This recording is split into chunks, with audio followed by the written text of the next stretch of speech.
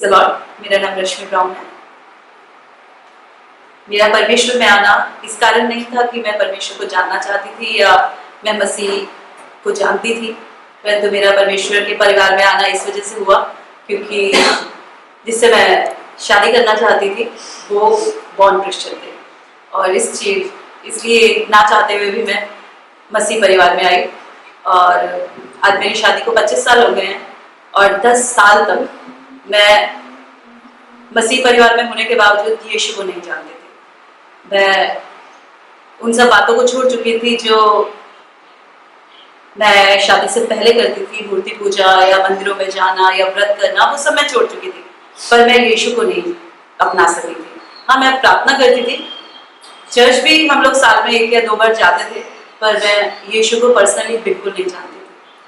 पर एक समय आया जब मेरी बेटी 2.5 साल की थी और उसको बहुत तेज बुखार होने के कारण हम हॉस्पिटल लेके गए और वहाँ पर डॉक्टर्स ने उसके कुछ ट्रीटमेंट करे, कुछ टेस्ट भेजे और डॉक्टर मेरे पास आए और उन्होंने मुझे बोला कि आप अपना बैग पैक कर लीजिए क्योंकि आपको इस वार्ड शिफ्ट किया जा रहा है। मैं नहीं जानती थी वो मुझे कहाँ शिफ्ट कर रहे हैं, तो मैंने उनसे पूछा कि आप मुझे बताइए मैं अपने बच्चे को लेके कहाँ जाऊँ। तो उन्होंने बोला कि आप थैलेसीमिया वार्ड में शिफ्ट हो जाइए। मैं बहुत कुछ नहीं जानती थी थैलेसीमिया के बारे में, पर इतना जानती थी कि उसमें बच्चे को हर समय ब्लड की बार बार ज़रूरत पड़ेगी और उस समय घर का कोई भी व्यक्ति मेरे पास नहीं था। मैंने बैग पैक किया और बैठी रही, इंतज़ार करती रही कि घर से कोई आएगा। फिर इतनी देर में डॉक्टर मेरे पास आए, उन्होंने बोला बेड चाहिए तो आप अभी चले जाओ। मुझे कुछ समझ नहीं आया, मैंने एक हाथ में अपनी बेटी को लिया, दूसरे हाथ में मैंने सारा सामान पकड़ा और मुझे नहीं मालूम कि आसपास क्या चल रहा है, पर सारे रास्ते में सिर्फ एक ही बात परमेश्वर से करती गई कि मैंने सब कुछ छोड़कर आपके पास आई हूँ और मेरे पास सब कुछ और नहीं है।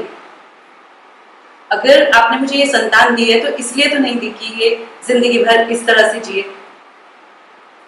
अगर आप कुछ हैं, आप सचमुच में हैं, तो आप मेरी बेटी के साथ ऐसा नहीं कर सकते। मैं सिर्फ रो रही थी और चलती जा रही थी और उसी दरमियान में जब वहाँ तक पहुँची हूँ और तब तक मुझे परमेश्वर की ओर से ये तसल्ली आ गई थी कि मेरी बेटी को कुछ नहीं होगा और मैं घर जा सकती हूँ। मैं वहाँ पहुँची और मैंने अपने बैग को खोला नहीं और वहीं बैठी रही। 2 घंटे 3 घंटे बीत गए, इतने में घर से भी लोग आ गए। मेरी सिस्टर इन लॉ जो खुद स्टाफ नर्स है वहाँ पर, उन्होंने मुझे आके बोला तुमने बैग क्यों नहीं खोला, बैग खोल लो, आराम से बैठ जाओ। मैंने बोला नहीं, मुझे बैठना नहीं है, मुझे घर जाना है। तो बोल रहे कैसी बातें कर रहे हो कि इसका ट्रीटमेंट शुरू होना है, अगर ट्रीटमेंट शुरू नहीं होगा शरीर में ब्लड खत्म हो जाएगा, कैसी बातें कर रहे हो। मैंने बोला इसको कुछ नहीं होगा क्योंकि परमेश्वर ने मुझे बोला है कि मेरी बेटी जीवित रहेगी और बिना ट्रीटमेंट के जीवित रहेगी। सबने, क्योंकि वो सब मेडिकल लाइन से थे और सबकी बुद्धि बहुत ज़्यादा उस तरफ चल रही थी, पर मेरे पास सिर्फ परमेश्वर का वचन था कि कुछ नहीं होगा और मैं उसी पर विश्वास किए बैठी थी कि नहीं कुछ नहीं होगा। और घर डॉक्टर्स ने मुझे बोला आज लेके जाओगी तो ले जाओ बच्चे को, आप अपनी मर्जी से लेके जा रहे हो, कल अगर आप अपने बच्चे को वापस लेके आए हम इसका ट्रीटमेंट नहीं करेंगे। और मैं भी फाइनेंशियली इतने स्ट्रांग नहीं थी कि मैं इसका ट्रीटमेंट बाहर से कहीं से करा सकती, पर मुझे किसी बात की उस समय चिंता नहीं थी। मुझे सिर्फ यही था कि मुझे यहाँ नहीं रहना क्योंकि मेरा परमेश्वर ही इसको सही करेगा। और मैं उसको वहाँ से घर लेकर आई और आज मेरी बेटी 17 साल की हो गई है।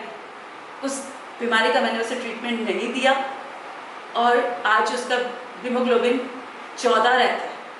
तो मैं परमेश्वर का बहुत धन्यवाद करती हूँ कि परमेश्वर ने जो वायदा मुझसे उस शाम को किया था वो आज तक उससे निभा रहा है, आज तक। अभी कुछ दिन पहले उसको टाइफाइड हो गया और मैं बहुत टेंशन में थी कि क्यों इतने साल हो गए, 14 साल, कभी ज़रूरत नहीं पड़ी उसको डॉक्टर के पास भी ले जाने की, तो अब क्या ऐसा क्यों हो रहा है। तब परमेश्वर ने मुझे स्मरण कराया कि जब वो सही हुई थी तब मैंने कहा था परमेश्वर ये तेरी है और तेरे लिए ही इसका जीवन होगा, पर कहीं इतने समय में मैं उस चीज़ को भूल गई। मगर परमेश्वर ने मुझे स्मरण कराया कि नहीं, ये दुनिया के लिए नहीं है, ये एक खास काम के लिए जीवित है अब तक और इसको वही करना है। उसके लिए जब तुम उसको प्रिपरेशन नहीं दोगी तो वो अपने जीवन में इसी तरीके से दुखों को भोगेगी। और उस समय जो परमेश्वर ने मुझे चेतावनी दी, मैं उसमें चेती कि नहीं प्रभु, आप सही कहते हैं कि यही मार्ग है उसके लिए, मैं उसे गलत मार्ग पर नहीं जाने दे सकती हूँ, मैं उसको दुनिया में नहीं मिक्स होने दे सकती हूँ। अब मैंने अपने आप को करेक्ट किया परमेश्वर की दया से, अब वो 1 महीने से बिल्कुल ठीक है, उसे कोई बुखार नहीं हुआ। मैं परमेश्वर का बहुत धन्यवाद करती हूँ कि उसने अपनी करुणा जो उस समय मेरे पे बनाई थी, आज 12 साल हो गए, परमेश्वर धीरे धीरे अब हमें अपने में बढ़ा रहा है। पहले हमारे परिवार में कोई भी परमेश्वर के निकट नहीं जाता था, साल में 2 बार हम भवन में पहुँचते थे। अब ऐसा कोई हफ्ता नहीं होता जब हम परमेश्वर के भवन में ना पाए जाते हो। और उसकी दया है कि अब दोनों बच्चे मेरे परमेश्वर में पाए जाते हैं और दोनों की इच्छा ये है कि वो परमेश्वर के लिए इस्तेमाल हो।